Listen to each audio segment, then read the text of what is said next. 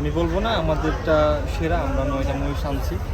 এর মধ্যে সবাই দেখতেছে, সবাই আলহামদুলিল্লাহ মোটামুটি ভালো বলতেছে যে আমাদের 9টা মহিষ এখন পর্যন্ত গাবতলিতে এই সাইজের মহিষ এখন পর্যন্ত আসেনি।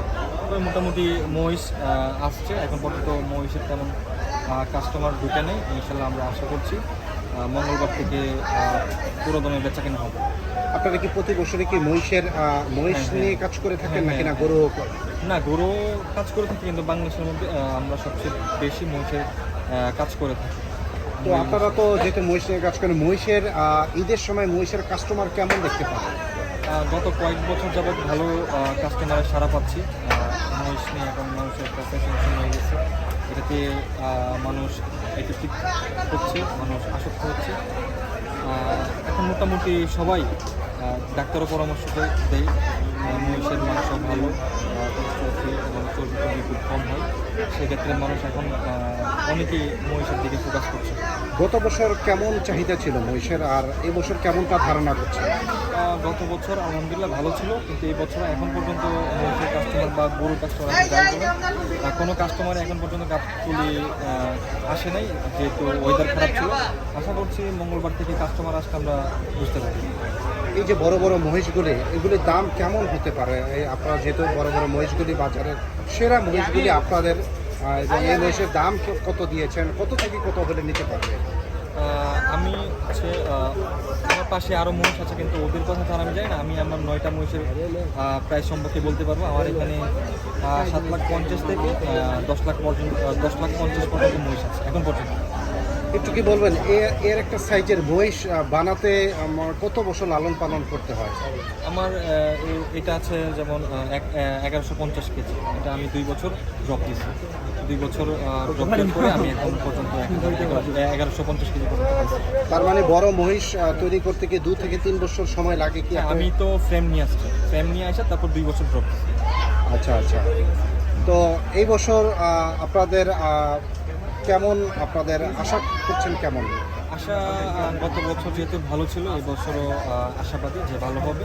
ইনশাল্লাহ মঙ্গলবার থেকে বোঝা যাবে যে কাস্টমার আসলে বোঝা যাবে যে কেমন বিক্রি করতে পারি। দোয়া করবেন সবাই। তো আপনারা যেহেতু এখানে উপস্থিত আছেন, দেখছেন তো গরু বিক্রি হচ্ছে এবং মহিষের চাহিদা এখন শুরু হয়ে যাবে 2-1 মধ্যে।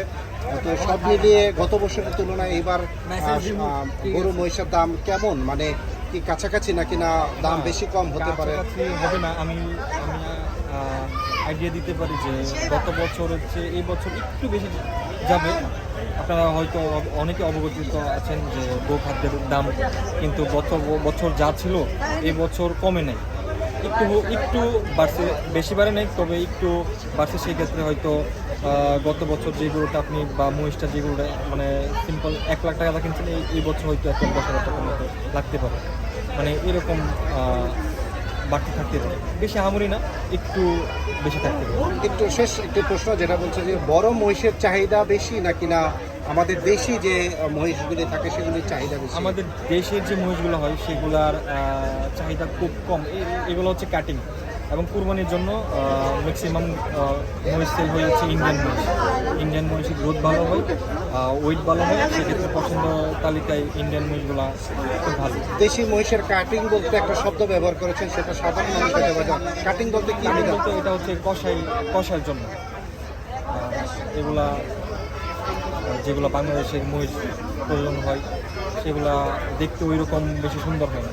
যেমন ইন্ডিয়ান যে মহিষগুলো, মুরগা মহিষগুলো, এগুলো দেখতে ওয়েট লম্বা সব দিক দিয়ে পারফেক্ট, কিন্তু দেশিগুলো ম্যাক্সিমামই কসাইরা নিয়ে জব করে মাত্র।